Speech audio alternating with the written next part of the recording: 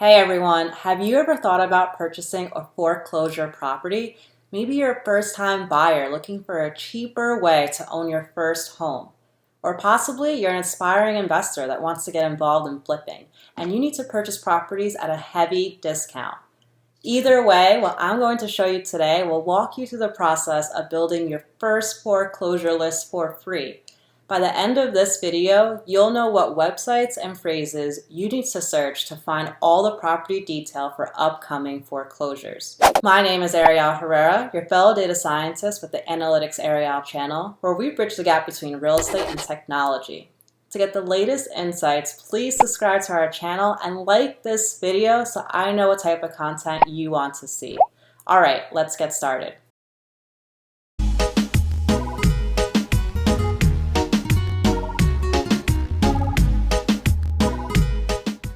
So what exactly is a foreclosure property?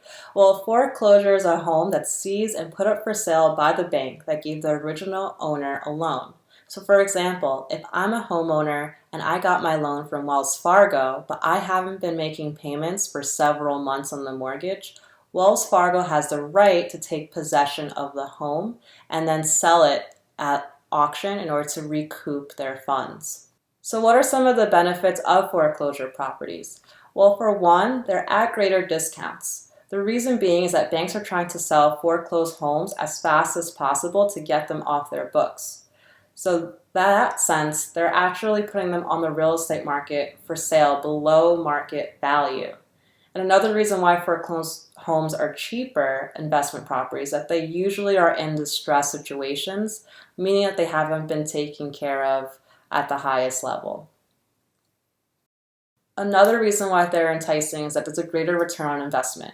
So you're buying the property for a cheaper rate instead of if you were going for a regular turnkey investment property putting 20% down. Here you can get the property for cheaper, and then you can actually save your flipper, fix it up to add greater value, and thus you're going to have better cash flow and greater profit. So I want to learn a little bit more about this foreclosure space as a total newbie. So I bought a step-by-step guide to investing in real estate foreclosures by Bigger Pockets. And there's a lot of good information here. One of them being how you can actually build this list to figure out what foreclosures are coming in your area and how to analyze these properties.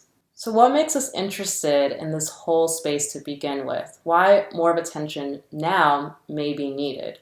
Well, back in the spring of 2020, due to COVID-19, there was an attention towards being able to provide assistance for those who were out of work and unable to make their mortgage payments, hence mortgage forbearance. So nearly 3 million borrowers were granted mortgage relief. And what this means is that you don't, say if you lost your job in this time period, you can claim mortgage forbearance and have to pay that at a later time, in either a lump sum, depending on your mortgage, or be tacked on to the end of it. Borrower requests for government's coronavirus mortgage bailout jumped 78% in 1 week. So when this government support came out, a lot of people jumped on it. 3.4 million homeowners have paused their mortgage payments due to COVID-19. These are articles from that spring of 2020, and it just shows how many people took advantage of this government support. And how does it even look as of recent? Well, Biden, the new president, plans to delay evictions, which will ends with little benefit for tenants or landlords. So one of the reasons, if you see these articles, we're thinking, hey, a lot of people are using this mortgage forbearance. At some point, they're going to have to pay their mortgages, and they're not going to be able to. So thus, there could be a huge supply coming on for foreclosures. Then second, we see here that there's a plan to delay, I think it's to September of 2021, evictions, which means small mom and pop investors, may already have tenants who haven't been paying for almost a year. And at that stage, they're not going to be able to, if they can't claim mortgage forbearance, they're not going to be able to pay this lump sum of what this tenant hasn't been paying. So many landlords who only own maybe 1 to 10 properties may be putting their properties on or go into foreclosure.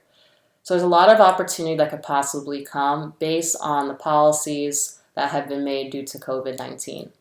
So how do we actually build a foreclosure list where we can assess in our given county what properties are going into foreclosure, the details about them, and then analyze them? Well, based on that book from Bigger Pockets, they said there's 5 main steps. You find the county clerk's office online, you search for notices, capture the foreclosure notice data, find and search the county tax records, and search real estate data sources. I'm going to actually walk you through these 5 steps super easily with an example of a close county to me. Alright, so right now we're on the homepage site for resources for the book. That's really neat because they're posted for free, so you don't actually have to buy the book to get it. I will have it in the show notes, but I do highly encourage to purchase the book because it has a lot of useful information on foreclosures. So one of the resources that we're going to be looking at is the second one called Spreadsheet List for Building. This is held on Google Sheets. You can replicate this file, and essentially it's giving you the template as to what information you're going to need to build your foreclosure list, so you can, 1, figure out what foreclosures are in the area of interest, the details around it, and then ultimately analyze it to see which ones you want to put an offer for. So in the 5 steps to building a foreclosure list, the first one is to find the county clerk's office online. So they say what you want to do is you want to search county recorder. So I'm going to be using Hillsborough County in the Tampa area in Florida. So I'm going to put Hillsborough County Recorder. Click this, the first link. This brings me to Hillsborough County, Florida's official records from the recording department. And we can see there's information here around property appraiser, tax collector, mortgage calculator, but what we're really looking for is the second step, which is a notice of foreclosure. So I'm going to search here is Hillsborough for the county, and what you want to put in here next is either a notice of foreclosure, notice of sale, or notice of trustee sale. I'm just going to put notice of foreclosure, and the first link, this brings me to foreclosure sales, information on how can I research cases online. Let's see if I click this. Great, so now this brings me to Hillsborough County Clerk of Court Foreclosure Sales, where I should be actually able to get that document of the foreclosure property so that I could fill in some of the missing information over here on this side. So like who the lender is, the loan date, the doc, legal description, etc. So I actually already have an account, which makes it easier. I'm going to hit submit. And this just gives information that you have to bypass about counterpayment instructions. So if I want to go look at these documents, I can go to calendar. And I could see for the 26th of February that was planned to be 7 foreclosures, and now there's 6. So if I go in here, I could actually see the information of these auctions. So this process for Hillsborough County is awesome because it's all online. And you could see the auction starts at 10 a.m. for each of these. And we actually have the 6 here, and there was 1 canceled below. So if we want to get more information on, say, the first one, we could actually click the case number here, and we can get more information on what the property actually looks like and where it's located by clicking the Zillow link. Not all these counties are going to be fully online like Hillsborough County. However, this does make it a lot easier. So from what we could see the property from the outside. It's 3-bedroom, 2-bath, 1,500 square feet in Riverview, Florida. No pictures of the inside. Looks like it has, year built was 2002. So if this property hasn't been well maintained, we probably will need to redo the roof if it hasn't been done since this period of time, just to note. Now, if we go back here, we want to get that foreclosure document, so we can click the final judgment over here. And if I click OK, this is going to bring me to public records that relate back to that foreclosure document. And if I click the first one here, I actually get to see the information that I want.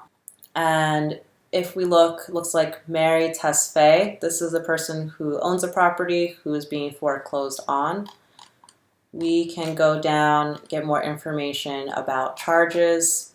We can ultimately get, this is really important, the legal description of the property itself, lot 45, block 15, and we could see here that yes, indeed, it is going to be on sale February 26th. So this is how you ideally find this document, and I'm still learning a little bit more about all the contents in here, but you would input these contents into this part over here. We could also find the lender, I believe. If we go back, we can see the lender is Shell Point Mortgage Servicing.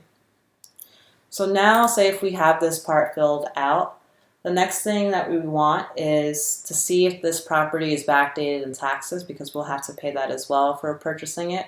So what we can do is go back to Google and we'll search in here Hillsborough County and then search at the end tax or tax collector. Then if we click this, we get out of here. There's information about Hillsborough County tax collector. We want to find where we can search for this. And we look down here, it says real estate and tangible property tax search. Perfect. So let's click this. And we can search property tax.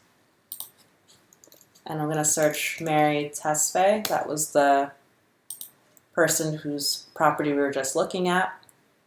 And we can actually see, great, like they are up to date with their taxes, it's actually paid off. So it doesn't look like we'll need to cover that at all. Great, so if we come back to this website, we could actually look, it has information on official records for customers of detail from the Hillsborough County Clerk and Court. So if I click this link, you can actually search other records that are not just taxes based.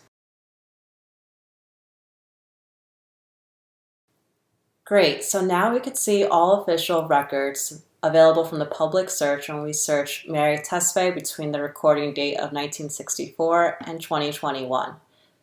If we look at the legal description, we could actually filter on this to make sure that we're looking at the right documents for this property. And if we select the first one here, this is going to give us information on the HOA, it seems like. So I'm just going to click out, see if we can get any more information here. We see lien is stated. And as you could see, this hasn't been paid, the HOA, in some time. It looks like there's actually clerk of court release lien, subtotal about $1,500 is due. So that's something that would be of interest. I'm not sure if when you purchase a property if you would have to pay backdated HOA or not, but we could definitely take that information and learn more about it. All right, so overall we were able to go through the 5 steps of building your foreclosure list on your own without having to go to third-party sources to purchase lists there. However, this is a little bit tedious, so I'm going to show you in the next videos how to actually automate getting this data using web scraping. So stay tuned and thanks for watching.